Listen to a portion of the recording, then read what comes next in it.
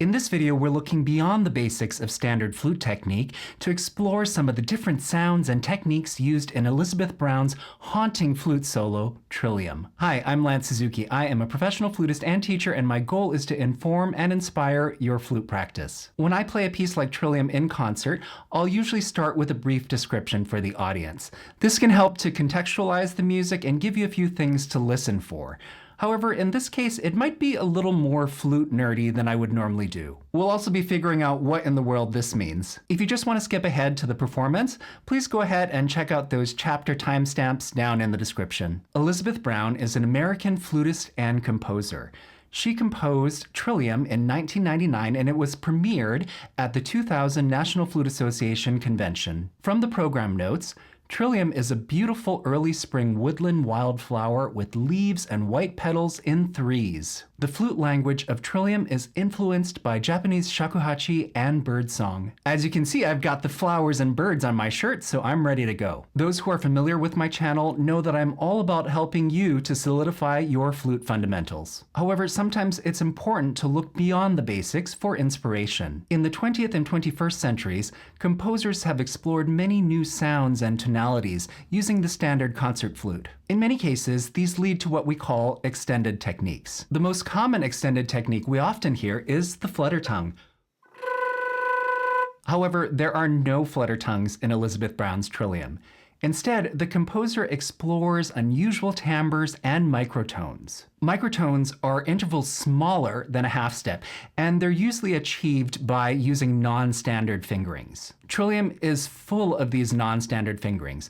However, the composer is thankfully a fantastic flutist as well, and has left detailed instructions on how to execute the many fingerings and techniques in the music. Sometimes these microtonal timbres are used in a rhythmic way. Other times, they're trilled. Here's a fun motif that occurs a few times during the middle section, using all non-standard fingerings for a hollow effect that the composer describes as mothy. Have you ever played or heard techniques like this on the flute before? Please let me know down in the comments. If you're enjoying this video so far, please let me know by giving it a like. Also, for more informational and inspirational flute content like this, please consider subscribing to my channel. Another unusual sound to listen for is multiphonics. This means that we're asked to play more than one note at a time. So instead of, we get by changing the fingering slightly. Also, you're going to hear me tremolo on some low notes while overblowing, and it'll sound something like this. When I do it correctly, you can hear the upper harmonic as well as this reflection of the lower notes simultaneously, and I think it's pretty cool. One of my favorites of these is a D to F natural tremolo that when I overblow, rather than getting an F natural harmonic on top, it actually comes out F sharp. This is one of the weird, quirky, flute sciencey things that only a flutist composer would know, and I think it's just totally amazing. Finally, what in the world does this notation mean? This is a sigh effect that comes back throughout the music, and when you hear it, it sounds pretty simple. However, there are actually 6 separate fingerings in that one little effect. In performance, I'm going to try to exaggerate this effect a little bit more using my air and maybe adding a small pitch bend to help it pop out of the texture a little bit more. This is one of the really fun parts about interpreting contemporary flute music, taking a score that can look a little bit intimidating at first and finding ways to make it speak to yourself as well as to your audience. Just as the Trillium flower has 3 petals, Trillium the music has 3 sections. After a haunting opening section, you'll hear a sprightly middle section full of multiphonics, followed by the return of the opening material. I hope you enjoy my performance of Elizabeth Brown's Trillium for solo flute.